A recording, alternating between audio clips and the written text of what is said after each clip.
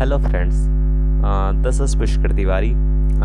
Today we talk about chapter number 2, material costing, which is cost and management accounting, paper number 4. So let's start with our first topic, that is what is the meaning of material.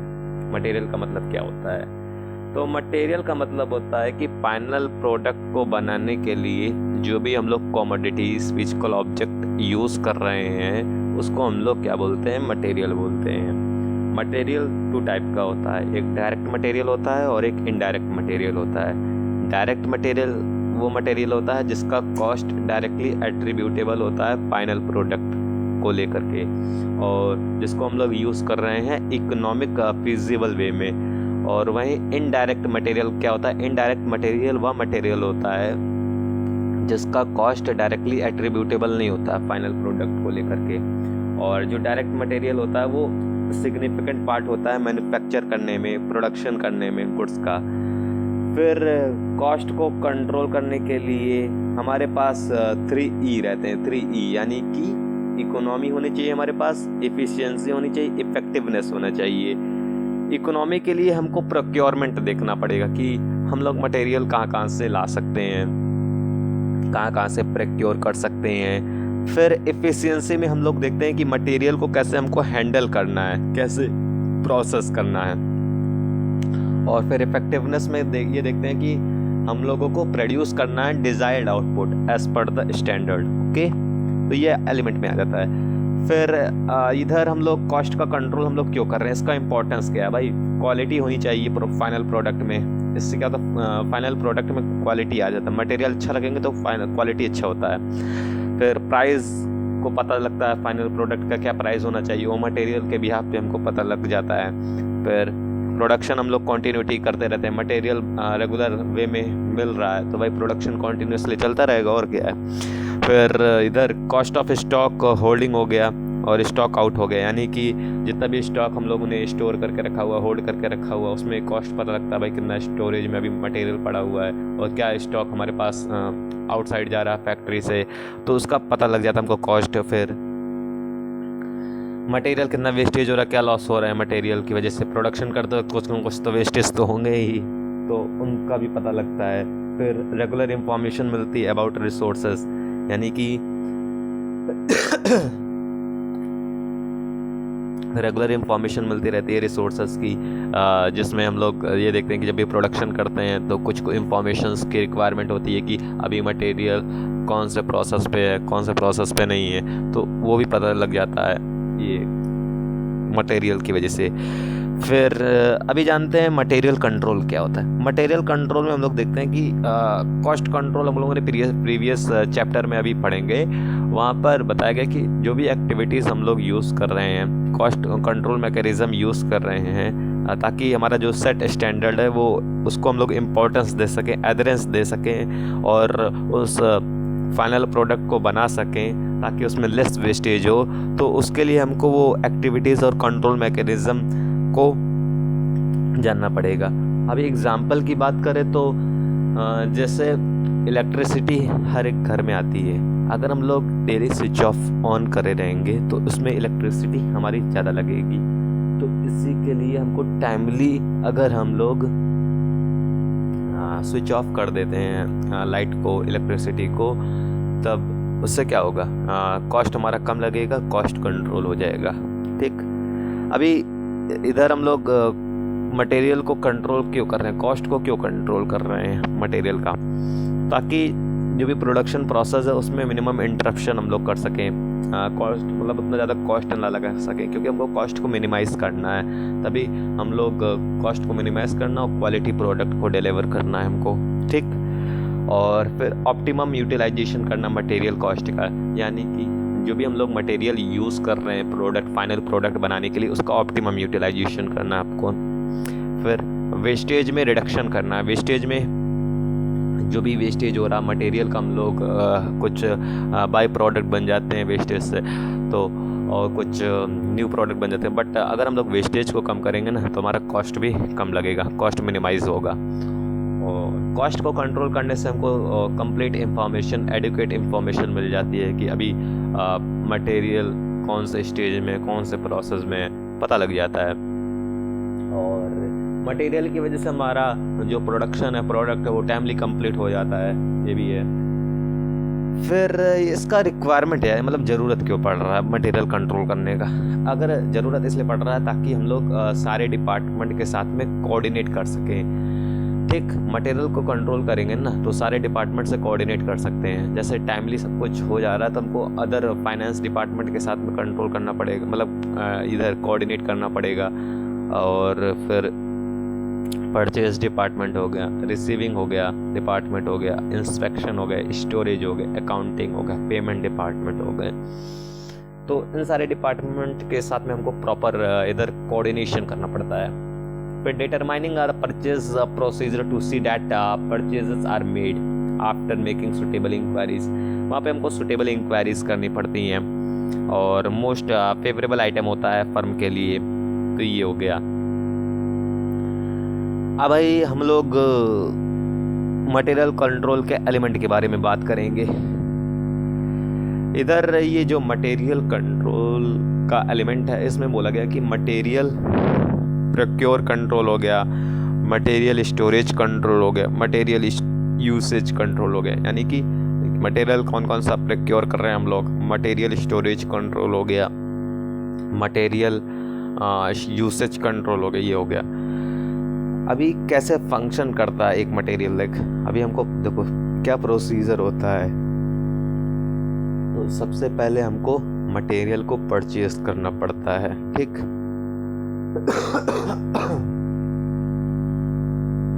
फिर material को receive करेंगे, material को receive करने के बाद inspection हो गया, inspection हम लोग करते हैं। इंस्पेक्शन करने के बाद स्टोरेज करते हैं, स्टोरेज के बाद हमको इश्यू करना होता है। फिर इन्वेंट्री रिकॉर्ड का मेंटेनेंस हो गया, स्टॉक ऑडिट करवाते हैं हम लोग। तो ये 7 स्टेप होते हैं जो कि बहुत ज़रूरी होते हैं मटेरियल को परचेज से लेकर के स्टॉक ऑडिट तक। यानी कि हम लोग मटेरियल का परचेज कर रहे हैं, फिर मटेरियल परचेजिंग हो गया, रिसीविंग करना हो गया, फिर उसका इंस्पेक्शन करवाना हो गया, इंस्पेक्शन के बाद हम लोग स्टोरेज करते हैं, स्टोरेज के बाद इशू करना हो गया हमारा, फिर इन्वेंट्री रिकॉर्ड को मेंटेन करेंगे, फिर स्टॉक ऑडिट हो जाएगा। स्टॉक ऑडिट के बाद इधर मटेरियल प्रोक्योरमेंट का प्रोसीजर क्या रहता है। देखो मटेरियल को हम लोग कैसे प्रोक्योर करते हैं, मटेरियल कैसे ले आते हैं। तो हमारे पास बिल होता है मटेरियल का कि कितना बिल लगेगा। फिर मटेरियल के हमको रिक्वेस्ट करना पड़ता है कि हमको इतना मटेरियल का ज़रूरत है, रिक्विसाइट नोट हो गया। फिर परचेज रिक्विजिशन आता है, परचेज रिक्विजिशन के बाद हम लोग क्या करते हैं, टेंडर देते हैं, टेंडर आ जाता है, टेंडर फिर रिक्वेस्ट करते हैं प्रपोजल के लिए। फिर जितना भी मटेरियल है उसका कोटेशन हम लोग देखते हैं, क्या कोटेशन आ रहा है, क्या कॉस्ट आ रही है। फिर परचेज ऑर्डर बनाया जाता है, परचेज ऑर्डर बनने के बाद हम लोग को परफॉर्मा इनवाइस दिया जाता है। परफॉर्मा इनवाइस के बाद पेमेंट की डिटेल होती है, पेमेंट वगैरह करा जाता है। फिर इनवाइस हमको रिसीव होता है, इनवाइस रिसीव करने के बाद जो भी गुड्स है वो डिलीवरी होता है चालान के साथ में, इनवाइस के साथ में। फिर गुड्स रिसीविंग नोट के साथ आता है, ठीक, गुड रिसीव्ड नोट मिलता है। फिर मटेरियल रिसीव, कुछ मटेरियल अगर ख़राब है तो उसको रिटर्न करना पड़ता है, मटेरियल नोट देना पड़ता है। एंड लास्ट मटेरियल एब्स्ट्रैक्ट देखने को मिलता है, ठीक, मटेरियल एब्स्ट्रैक्ट हम लोग देखते हैं। इधर हमारे पास बिल ऑफ मटेरियल हो गया। बिल ऑफ मटेरियल के पास हमारे पास मटेरियल स्पेसिफिकेशन लिस्ट होता है। बिल ऑफ मटेरियल वो हम लोग क्या बोलते हैं, मटेरियल स्पेसिफिकेशन लिस्ट। यह एक डिटेल लिस्ट होती है जो कि स्पेसिफाई करती है स्टैंडर्ड क्वांटिटीज़ और क्वालिटीज़ ऑफ मटेरियल का एंड कंपोनेंट जो कि रिक्वायर्ड है प्रोड्यूस प्रोडक्ट को प्रोड्यूस करने के लिए और जॉब को कैरी आउट करने के लिए। मटेरियल स्पेसिफिकेशन लिस्ट हो गया। यूसेस क्या होता है मटेरियल का, बिल ऑफ मटेरियल का, इधर मार्केटिंग डिपार्टमेंट में इसका यूज़ होता है। यानी कि मटेरियल को प्रोक्योर किया गया है on the basis of specification. और फिर इधर प्रोडक्शन डिपार्टमेंट हो गया, स्टोर डिपार्टमेंट हो गया, अकाउंटिंग डिपार्टमेंट, कॉस्ट डिपार्टमेंट हो गया। तो इस तरीके का मटेरियल हम लोग यूज़ करते हैं। फिर material requisition note. Material requisition का नोट मतलब हो गया कि it is also known as material requisition slip. It is a voucher of authority to use get material used from store. यह एक वाउचर होता है जो कि अथॉरिटी देता है कि आप मटेरियल यूज़ कर सकते हैं स्टोर से। कहने का मतलब अगर आपके पास ये स्लिप है तो आप स्टोर से वह मटेरियल यूज़ कर सकते हैं। ठीक, अभी डिफरेंस देखते हैं बिल ऑफ मटेरियल और मटेरियल रिक्विजिशन नोट के बीच में क्या डिफरेंस है। बिल ऑफ मटेरियल एक डॉक्यूमेंट है जो कि इंजीनियर और प्लानिंग डिपार्टमेंट के द्वारा प्रिपेयर किया जाता है, और मटेरियल रिक्विजिशन नोट है ये प्रिपेयर किया जाता है प्रोडक्शन और कंज्यूमिंग डिपार्टमेंट के द्वारा। It is a complete schedule of component, part and raw material required for a particular job or work order। तो ये एक कंप्लीट शेड्यूल होता है कंपोनेंट पार्ट का, रॉ मटेरियल जो कि रिक्वायर होता है पर्टिकुलर जॉब के लिए। और मटेरियल रिक्विजिशन नोट क्या है? इट इज़ अ डॉक्यूमेंट जो कि आस्क करता है store keeper to issue the material to the consuming department. Okay, where it often serve the purpose of material requisition as it shows the complete schedule of material required for the particular job, or it can replace material requisition, and in the material requisition note it cannot replace a bill of material। Bill of material को हम लोग use करते हैं quotation के purpose के लिए, और इसको हम लोग यूज़ करते हैं हिस्टोरिकल कॉस्ट के पर्पस के लिए ओनली। फिर it help in keeping quantitative control on material drawn on through the material requisition, and it shows the material actually drawn from the stores. Okay, purchase requisition क्या होता है? Purchase requisition एक form होता है जिसको हम लोग यूज़ करते हैं formal request to the purchasing department to purchase material. एक फॉर्म होता है परचेज रिक्विजिशन जिसका फॉर्मली रिक्वेस्ट किया जाता है परचेज डिपार्टमेंट से कि हमको मटेरियल परचेज करना है। फिर इधर कोटेशन की बारी आ जाती है, यानी कि proposal, request for proposal RFP किया जाता है। और फिर NIT यानी कि नोटिफिकेशन इनवाइटिंग टेंडर दिया जाता है कि क्या परचेस करना है, कब परचेस करना है, कैसे परचेस करना है, मतलब कितना परचेस करना है, और कहाँ से परचेस करना है, क्या प्राइस लगेगा। तो ये कोटेशन हमको देना पड़ता है कि क्या परचेस करना है, कब परचेस करना है, कितना परचेस करना है, और कहाँ से परचेस करना है, और क्या प्राइस लगेगा परचेस के लिए। फिर हमको सिलेक्शन करना पड़ता है कोटेशन का। ठीक, कोटेशन का सिलेक्शन के लिए हमको देखना पड़ेगा कि प्राइस क्या है मटेरियल का, क्वांटिटी क्या है, क्वालिटी क्या है ऑफर कर रहे हैं ये लोग, टाइमली डिलीवरी हम लोग देखते हैं, किस मोड से हम लोग को ट्रांसपोर्ट किया जा रहा है, और किस टर्म में पेमेंट कर रहे हैं लोग, और सप्लायर का रेपुटेशन क्या है, इसको देखना पड़ता है हमको। After invitation of tender from the vendor interested vendor who are fulfilling all the criteria, उनको मेंशन करना पड़ता है tender notice, set their price quotation जो कि proposal to the purchase department, and then preparation and execution of purchase order. Prepare करना पड़ता है, execution करना पड़ता है परचेज ऑर्डर का, यानी कि having decided on the best quotation that should be accepted, purchase manager और concern officer proceed to issue the formal purchase order. It is a written request to the supplier to supply a specific material at a specified rate and within a specified period, and then receipt मिलती है हमको material की, inspection करवाना रहता है material का, यानी कि आफ्टर सेटिस्फैक्ट्री इंस्पेक्शन करवाने के बाद हमको मटेरियल जो भी रिसीव हुआ है, गुड्स रिसीव नहीं हुआ, उसको हमको इशू करना पड़ता है। फिर गुड्स रिसीव्ड नोट हमको मिलता है। गुड्स रिसीव नोट हम लोग मटेरियल इनवॉल्व नोट भी बोलते हैं। If everything is in order supply is considered suitable for acceptance, अगर सब कुछ ऑर्डर में चल रहा है तो हम उस मटेरियल को एक्सेप्ट कर सकते हैं। रिसीविंग डिपार्टमेंट प्रिपेयर करते हैं रिसीविंग रिपोर्ट और मटेरियल इनवॉल्व नोट और गुड्स रिसीव्ड नोट। फिर मटेरियल रिटर्न नोट आता है। मटेरियल रिटर्न नोट में क्या करते हैं हम लोग, सम टाइम मटेरियल को रिटर्न करना पड़ता है सप्लायर को after this have been receive in the factory, factory में रिसीव होने के बाद रिटर्न करना पड़ता है। और रिटर्न में अकर बिफोर और after the preparation of receiving report बनाने के बाद भी और बाद में और पहले में भी रिपोर्ट ये रिटर्न करना मिलता है। अगर return takes place before the, अगर रिटर्न पहले हो जा रहा है मटेरियल रिसीविंग रिपोर्ट्स के पहले, तो उस मटेरियल को ऑब्वियसली इंक्लूड नहीं किया जाएगा उस रिपोर्ट में। और अगर इन केस कोई भी एडजस्टमेंट नहीं किया गया है अकाउंट बुक में तो वो नेसेसरी है। और अगर मटेरियल आपका रिटर्न और after entry in the receiving report, तो सुटेबल डॉक्यूमेंट हमको बनाना पड़ेगा support of the issue so as to exclude from the store of material account, ताकि हम उसको एक्सक्लूड कर सकते हैं इधर स्टोर में से।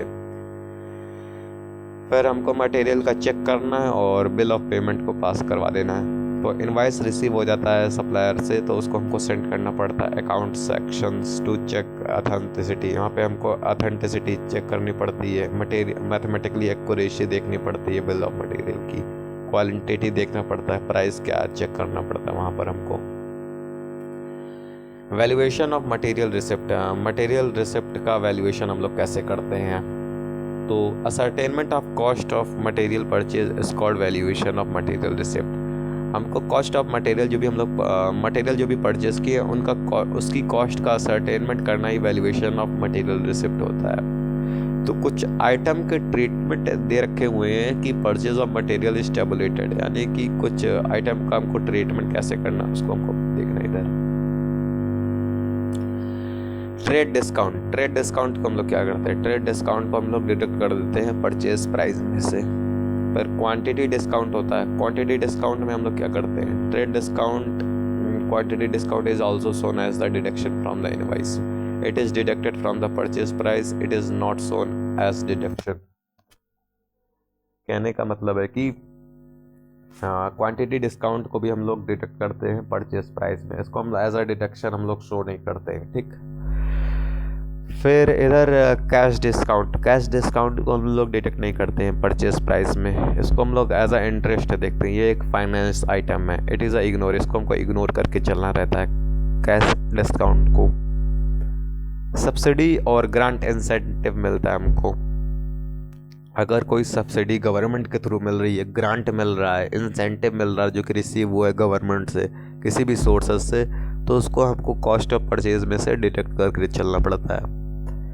फिर रोड टैक्स हो गया, टोल टैक्स देखना पड़ता है, तो रोड टैक्स और टोल टैक्स को हमको इंक्लूड करना है, यानी कि ऐड करना है कॉस्ट ऑफ परचेज में।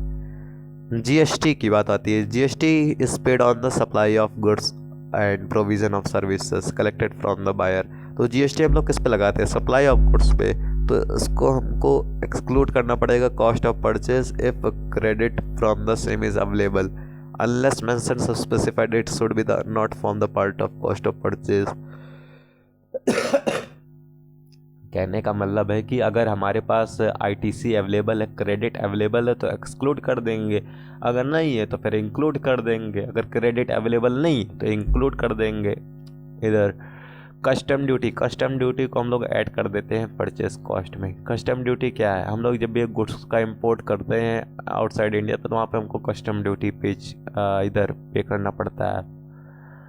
डीमरेज क्या होता है? डीमरेज एक पेनाल्टी होती है, ट्रांसपोर्टर के द्वारा इम्पोज किया जाता है अगर हम लोग मटेरियल का अपलोडिंग और ऑफलोडिंग में डिले करते हैं तो इसको हम लोग को, ये एक एबनॉर्मल कॉस्ट है और इसको हम लोग इग्नोर करते हैं, नॉट इंक्लूड करते हैं कॉस्ट ऑफ परचेज में। डिटेंशन चार्ज हो गया, फाइन लगाना पड़ता है हमको, तो डिटेंशन चार्ज और फाइन इम्पोज किया जाता है नॉन कॉम्प्लायंस की वजह से। अगर किसी भी स्टैट्यूटरी अथॉरिटी के लॉ के द्वारा जो भी रूल बनाए गए अगर उसका हम लोग नॉन कॉम्प्लायंस करते हैं तो डिटेंशन चार्ज होता है, तो उसको हमको, यह एक एबनॉर्मल कॉस्ट है, इसको हमको इंक्लूड करना है, नॉट इंक्लूड करना है, इसको इंक्लूड नहीं करेंगे। फिर पेनाल्टी, अगर किसी भी तरीके की पेनाल्टी लगाई जा रही है तो उसको हमको भी इंक्लूड नहीं करना है। कोई भी इंश्योरेंस चार्जेस है हमारे पास तो उसको हमको ऐड करना है। इंश्योरेंस चार्जेस हम लोग क्यों लगाते हैं? क्योंकि हमको गुड्स का प्रोडक्ट, जो भी गुड्स ड्यूरिंग ट्रांजिट में उनको प्रोटेक्ट करना रहता है। कमीशन और ब्रोकरेज पे को हमको ऐड करना होता है कॉस्ट ऑफ परचेज में। फ्रेट इन्वॉल्व हो गया,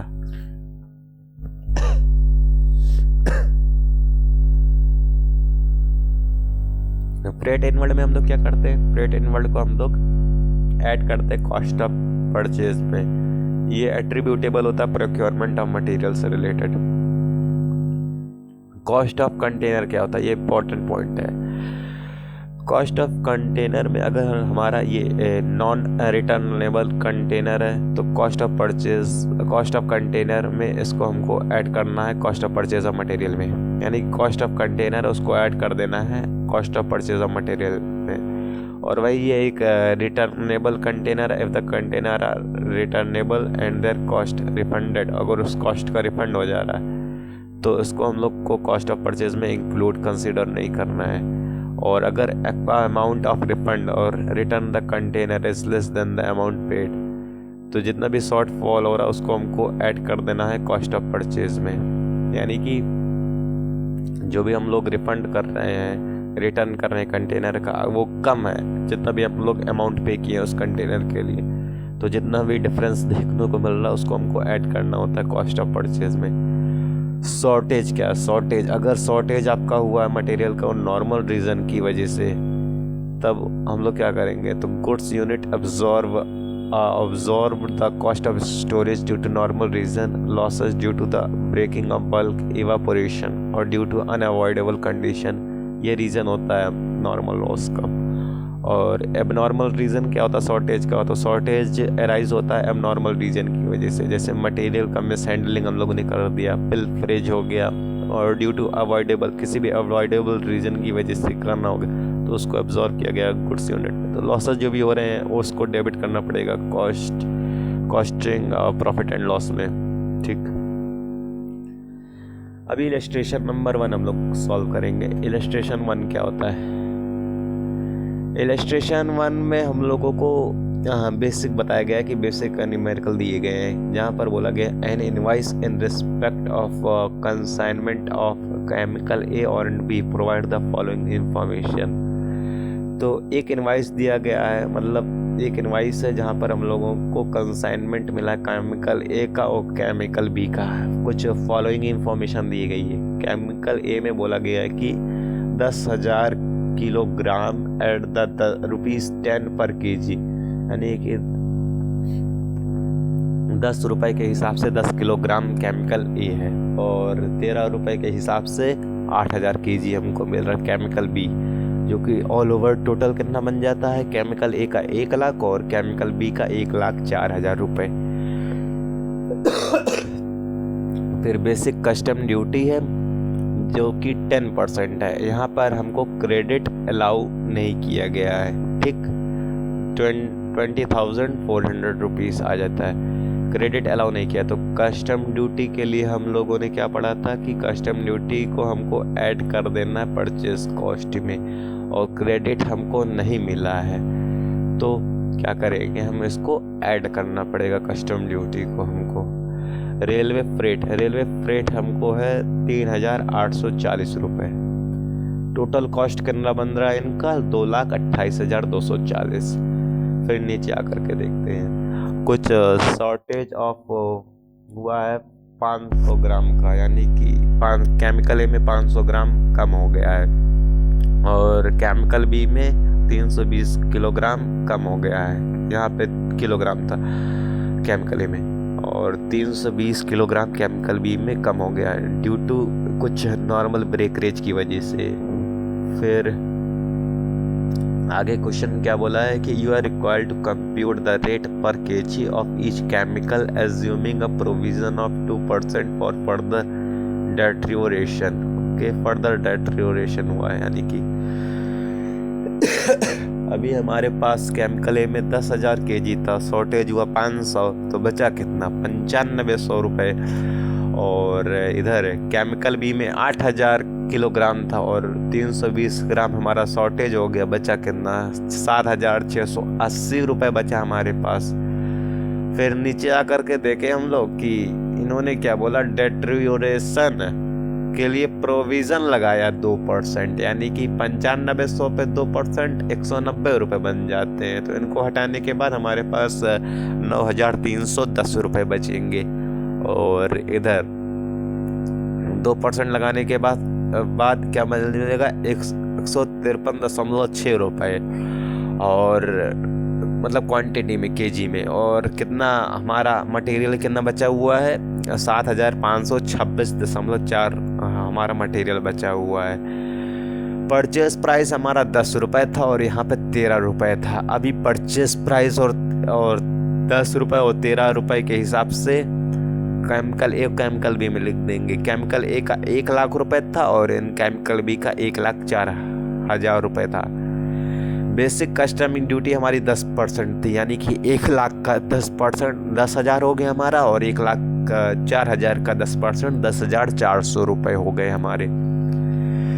इधर हमारा रेलवे फ्रेट था। अभी रेलवे फ्रेट का सिर्फ अमाउंट दिया गया था। अब केमिकल ए भी है हमारे पास, केमिकल बी ए भी है, तो कैसे डिस्ट्रीब्यूट करेंगे। अभी हमारे पास क्या था, 10,000 मटेरियल थे केमिकल ए, मतलब केमिकल ए के लिए था, और केमिकल बी के लिए एक कितना था हमारे पास, 8,000 रुपये था। तो हम लोग 10,000 और 8,000 के रेशियो में रेलवे फ्रेट को डिस्ट्रीब्यूट कर देंगे। अगर इसको सॉर्ट कर देते तो 5:4 आ जाएगा। तो क्या करना पड़ेगा हमको, 3,840 रुपये को 5:4 में हम लोग इसको डिवाइड कर देंगे, केमिकल ए के लिए और केमिकल बी के लिए। तो हमारा ऑल ओवर इधर 2,133 रुपये हो गया और 1,707 रुपये हो गया। तो ऑल ओवर हमारा जो टोटल कॉस्ट बनता है वो 1,12,133 बना इधर केमिकल ए का, और केमिकल बी का 1,16,107 रुपये बनना। अगर हम लोग को इफ़ेक्टिव रेट जानना है कि क्या क्वांटिटी है, तो अभी हम लोगों ने इफ़ेक्टिव क्वांटिटी निकाला था कि 9,310 रुपये था और इधर 7,526.4 था। मगर इनको हम डिवाइड कर देते हैं टोटल कॉस्ट से, तो हमारे पास रेट निकल के आ जाता है 12.04 और 15.43 के हिसाब से आ जाता है। अभी इलस्ट्रेशन नंबर 2 में क्या बोला है, इलस्ट्रेशन नंबर 2 में बोला गया है कि at what price per unit would part number A32 be enter in the store ledger if the following invoice was receive from a supplier. किस प्राइस पे हम लोग इसको रखेंगे पार्ट नंबर 32 पे, जो कि इंटर हुआ store ledger if the following invoice was receive from a supplier. और क्वेश्चन में 200 unit part number A32 @ 5 rupees के अकॉर्डिंग दिया गया है 1,000 रुपये, और 20% डिस्काउंट दिया गया है 200 रुपये। उसको लेस करने के बाद हमारे पास 800 रुपये आ जाते हैं। 800 हमारा क्या हो गया, ये 800 रुपये डिस्काउंट माइनस करने के बाद आया हुआ, यानी कि परचेस प्राइस हमारा निकल के आ गया है 800 रुपये। फिर GST इसके ऊपर लगाए हम लोगों ने, कितना 12%, 96 रुपये हो गया। लेस करने के बाद 896 रुपये आया।